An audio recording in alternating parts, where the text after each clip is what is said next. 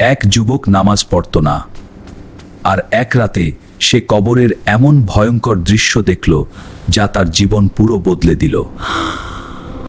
সাকিব নামে এক ছেলে ছিল যে ছোটবেলা থেকেই নামাজকে অবহেলা করত, নিজের আনন্দেই ডুবে থাকত।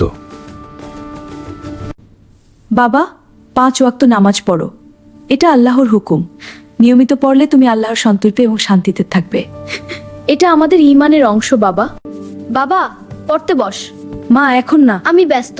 পরে পড়বো। তুমি এত চিন্তা করো না। কিন্তু পরীক্ষা তো এগিয়ে আসছে। আমি জানি মা। এভাবেই দিন কেটে যাচ্ছিল। নামাজ তার জীবনে কোনো গুরুত্বই পাচ্ছিল না।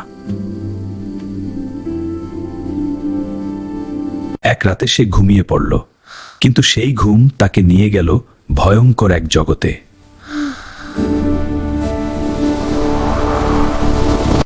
সে দেখল সে এক অন্ধকার কবরস্থানে দাঁড়িয়ে আছে, চারপাশে শুধু ভয় আর নিস্তব্ধতা। হঠাৎ কবরগুলো কাঁপতে শুরু করলো, মাটি ফেটে যাচ্ছে, বাতাস ভারী হয়ে উঠছে।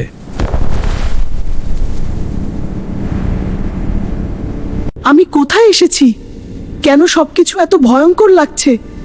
আমি কি স্বপ্ন দেখছি? হঠাৎ একটি কবর ফেটে গেল, আর ভেতর থেকে ভয়ঙ্কর চিৎকার ভেসে এলো। আমাকে বাঁচাও, আমি নামাজ পড়িনি, এই আমার শাস্তি।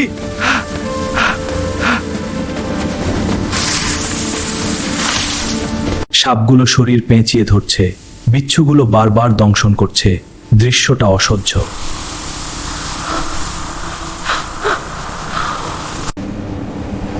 না, আমি এটা দেখতে পাচ্ছি না। এটা খুব ভয়ঙ্কর।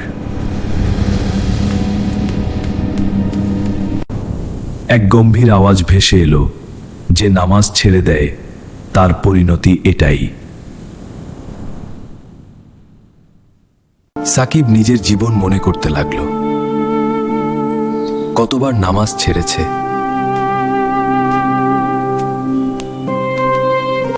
হে আল্লাহ, আমি ভুল করেছি, আমাকে মাফ করুন।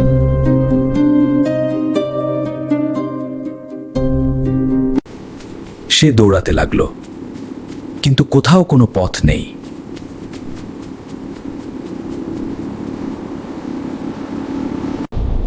হঠাৎ দূরে একটা আলো দেখা গেল, অন্ধকারের মাঝে একমাত্র আশা। বাবা, আল্লাহর পথে ফিরে আয়, এখনো সময় আছে।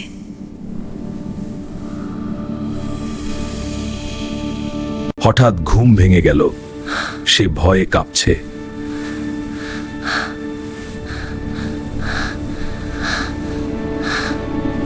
এটা কি শুধু একটা স্বপ্ন ছিল, নাকি আল্লাহ আমাকে সত্যিই সতর্ক করেছেন? আমি যা দেখলাম সেটা এত বাস্তব লাগছিল যে মনে হচ্ছে আমি সত্যিই সেই কবরের ভেতরে দাঁড়িয়েছিলাম না। আমি কতবার নামাজ ছেড়েছি, কতবার মায়ের কথা শুনিনি। আজ যদি আমি মরে যেতাম, তাহলে কি আমাকেও এমন শাস্তি পেতে হতো? না, আমি আর দেরি করব না। এই ভুল আমি আর কখনো করব না। আজ থেকেই আমি নিয়মিত নামাজ শুরু করব, যাই হোক না কেন। অজু করতে গিয়ে আমার মনে হচ্ছে যেন আমার গুনাহগুলো ধুয়ে যাচ্ছে। এতদিন পরে এই শান্তিটা অনুভব করছি, যা আগে কখনো বুঝিনি। মসজিদের দিকে হাঁটতে হাঁটতে মনে হচ্ছে আমি যেন নতুন একটা জীবন শুরু করছি। এই পথটাই হয়তো আমার জন্য সঠিক ছিল, যা আমি এতদিন এড়িয়ে গিয়েছিলাম।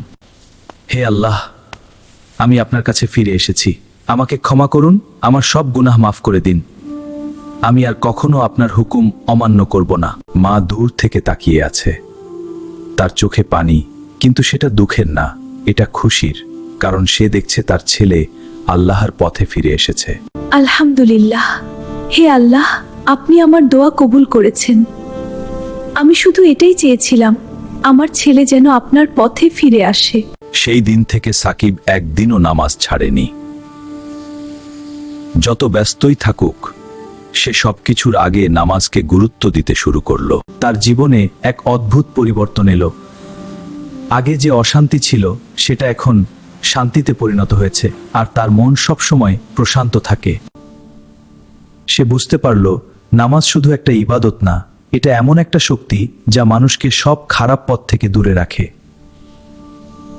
যে নামাজকে ভালোবাসে, আল্লাহ তাকে ভালোবাসেন, আর আল্লাহ যার সাথে থাকেন তার জীবনে কখনো অন্ধকার স্থায়ী হতে পারে না।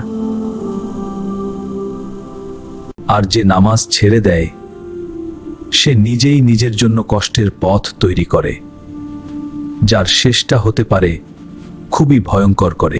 মনে রেখো, নামাজ হলো জান্নাতের চাবি, তাই দেরি না করে আজ থেকেই শুরু করো, কারণ আমরা কেউই জানি না আমাদের শেষ সময় কখন এসে যাবে।